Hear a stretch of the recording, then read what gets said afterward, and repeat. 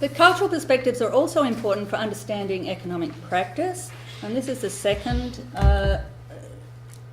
perspective I just want to note here. For many critics, governance and institutional approaches, of course, as you would know, miss a lot of meaning-making agency on the ground. By contrast, focusing on, practice, focusing on agency, a multivocality of cultural repertoires, etc. We look at how cultural logics are transposed, how institutions have multiple inconsistent meanings, organisational cultures and subcultures inflect and change broader institutions. As Timothy Hallett notes, we have to think organisations are negotiated orders and institutions are inhabited. You can see a number of examples there. Let me skip to Zelica since she's already come up already, but you can see how there are local orders in commercial building industries, interaction shapes artisans' markets in a global flow of artisanal goods, micro-interactional orders in global foreign exchange markets, perhaps more counterintuitively. And as Zelica says, argues extensively, her influential economic cultural sociology draws much of its force from her sustained attention to meaning-making in practice, driving home the point that the meaning of economic action is never simply economic, nor is never simply economic. So, for instance, in The Social Meaning of Money, as you may know, she shows how this supposedly transparent, unmarked medium of exchange is in fact densely configured with variant meanings in everyday practice. So by now, we're obviously beyond old assumptions that capitalist economic culture is a simple matter of universal, purely rational self-interest. Cultural embeddedness rules at both macro and micro levels. Capitalist action, shaped by governance institutions and locally normative meaning-making practices.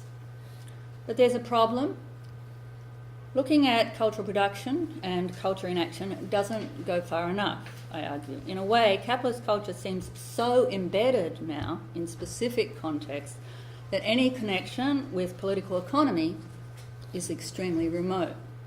We have a proliferating array of particular and local insights about economic meanings, but little generalisation about larger cultural frameworks in which constrain and enable particular instances of meaning-making.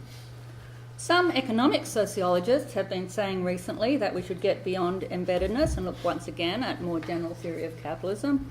I put a couple of calls up there, ask how all this embeddedness contribute to the constitution and reproduction of the global systemic aspects of capitalism.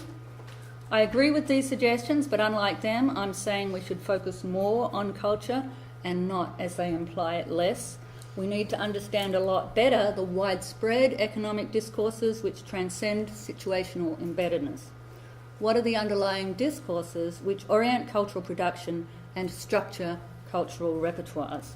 As Tevano noted a while ago, some sociological reductions to practices and local situations miss the relevance of forms of generalisation. Here are some examples of what I think about, what I'm thinking about here.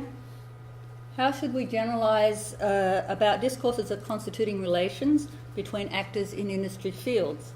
We had some initial theorisation in concepts like Fligstein's conceptions of control or Harrison White on signalling mechanisms. But one much more useful suggestion, I think, comes from Porak and his colleagues. They're interested in, quotes, an explicit focus on conceptualising and describing the collective cognitive structures underlying interorganisational relations. They unpack 4 types of industry belief: product ontologies, definitions of market structure and boundaries, industry recipes or strategies of action, and organisational reputation and status.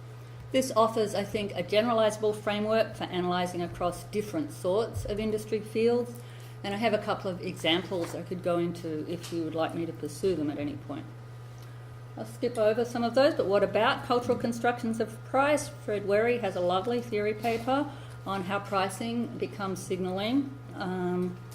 What about cultural constructions of rationality? A number of different studies have been showing how ideas about rationality are always entwined with emotion and morality. In my own work, I've argued that we need to rethink the idea of economic interests. My central point is that discourses orienting business action are formed not as a direct outcome of interests, but in the semiotic opposition between self-interested profit-seeking and disinterested solidarity. The former makes no sense without the latter, whether solidarity is understood in terms of industry identity or in other ways, which I go into at length. Finally, Jens Becker has an important recent book proposing that imagined futures are crucial to capitalism. What he calls fictional expectations are integral to major parts of the capitalist economy. Money and credit, investments, innovation and consumption. As he concludes, meaning and interpretation are central to a rigorous examination of economic decisions and outcomes. Economic action should therefore be understood as anchored in narrative constructions, etc. He goes on.